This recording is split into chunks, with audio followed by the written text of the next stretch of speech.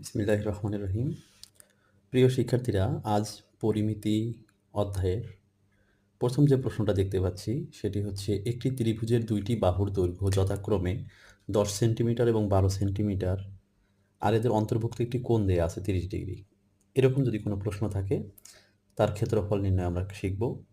এটা আমরা দুইভাবে শিখব। একটা হচ্ছে হাতে কলমে শিখব, পাশাপাশি ক্যালকুলেটরে যত দ্রুত সম্ভব করা যায় সেটাও শিখাবো তোমাদেরকে।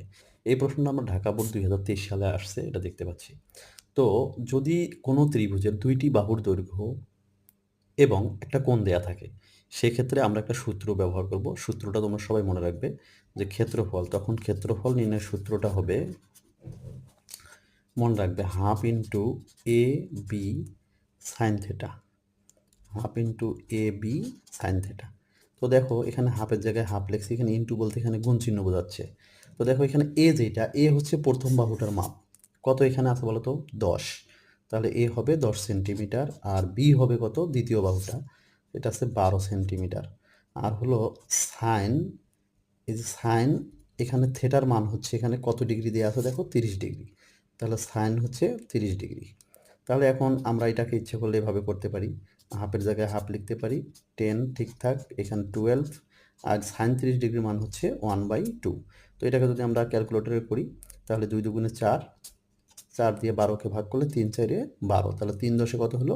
30। তাহলে 30 বর্গ সেন্টিমিটার, এটাই হচ্ছে আমাদের অ্যান্সার। তাহলে কোন অপশনটা সঠিক? অপশন 1 সঠিক।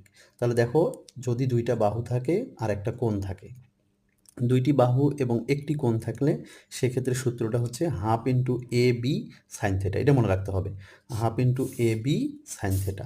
তাহলে এ হচ্ছে কি? এ হচ্ছে প্রথম বাহুর দৈর্ঘ্য, বি হচ্ছে দ্বিতীয় বাহুর দৈর্ঘ্য, এবং থেটাটা হচ্ছে এখানে একটা কোণের মান দেওয়া থাকবে, সেই মানটা তাহলে আমরা এখানে বসালাম। এখন এটাকে আমরা খুব সহজে ক্যালকুলেটরে কীভাবে করতে পারি সেটা একটু দেখাচ্ছি তোমাদের।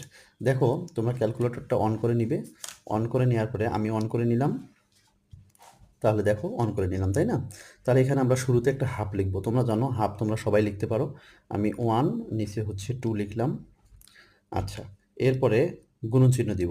এখানে আমার দুইটা বাহু ছিল, দেখো প্রথম বাহুটা কত ছিল? 10, তার মানে এখানে 10 লিখবো, আবার গুণ চিহ্ন দিব। দ্বিতীয় বাহুটা কত বলো তো? 12, এই যে 12 লিখলাম, আবার গুণ চিহ্ন দিলাম। এবার সাইন লিখবো, সাইন কত ডিগ্রি বলো তো? এখানে ডিগ্রির মানটা হচ্ছে 30 ডিগ্রি, তাহলে এখানে 30 ডিগ্রি দিব, ব্র্যাকেট বন্ধ করে দিব। দেখো আনসারটা কত আসলো? 30 হয়েছে, তাই না? তাহলে 30 বর্গ সেন্টিমিটার।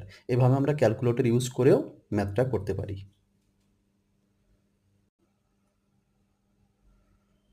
আচ্ছা, প্রিয় শিক্ষার্থীরা, দেখো আমরা প্রথম যে ম্যাথটা করলাম ঠিক এইটার মতোই আরেকটা ম্যাথ আমরা সমাধান করব। দেখো এখানে এই ম্যাথটার মধ্যে এখানে আমার দুইটা বাহুর দৈর্ঘ্য দেওয়া আছে। প্রথম বাহুর দৈর্ঘ্যটা হচ্ছে 7 সেন্টিমিটার, আরেকটা বাহুর দৈর্ঘ্য যেটা সেটা হচ্ছে 12 সেন্টিমিটার। তাহলে দুইটা বাহুর দৈর্ঘ্য, একটা 7 আর একটা কত বলো তো? 12। আর এখানে একটা কোণ আছে, কোণটা কত ডিগ্রি? 30 ডিগ্রি। তাহলে আমরা যদি ক্ষেত্রফল বের করি, তোমরা একটু আগে দেখেছো ক্ষেত্রফল নির্ণয়ের সূত্রটা লিখেছিলাম আমি, কি বলো তো? Half into A B sine theta.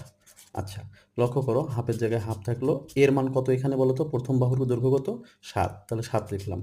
এবার বি হচ্ছে দ্বিতীয় বাহুর দৈর্ঘ্য, দ্বিতীয় বাহুটা কত বলো তো? 12। আর হচ্ছে সাইন, এবার থেটার মান কত ডিগ্রি? এবারও 30 ডিগ্রি। দেখো একদম সহজ। তাহলে হাফ গুণন 7 গুণন 12 সাইন 30 ডিগ্রির মান হচ্ছে হাফ। তাহলে 2 দুগুণে কত? 4, 3 4-এ কত? 12। তাহলে কত হলো বলো তো? 7 গুণন 3, তার মানে হচ্ছে 3 7 21 বর্গ সেন্টিমিটার। তাহলে এখানে সঠিক উত্তর কোনটা হবে বলো তো? ক নাম্বার, 21 বর্গ সেন্টিমিটার। এই ম্যাথটাও যশোর বোর্ড 2023 সালে এসেছিল। তাহলে যদি একটি ত্রিভুজের দুইটি বাহুর দৈর্ঘ্য দেওয়া থাকে এবং একটা কোণ দেওয়া থাকে, তাহলে আমরা এই সূত্র ব্যবহার করে খুব সহজেই ম্যাথটা সমাধান করতে পারি। এইটাও আমরা চাইলে ক্যালকুলেটরে করতে পারি। তোমরা দেখো, ক্যালকুলেটর যদি আমরা করি তাহলে প্রথমে তোমরা হাফ লিখে নিবে, কেমন? তাহলে হাফ লেখার তোমরা তো জানোই, তো উপরে লিখবো 1, নিচে লিখবো হচ্ছে 2।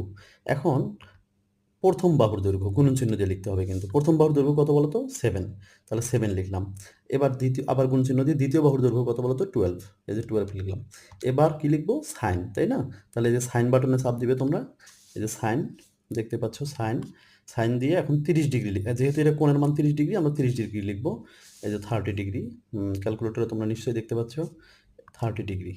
এখন যদি আমরা সমান চিহ্ন চাপ দিই তাহলে কি হচ্ছে দেখো, এই যে কত এসেছে দেখো তো? 21।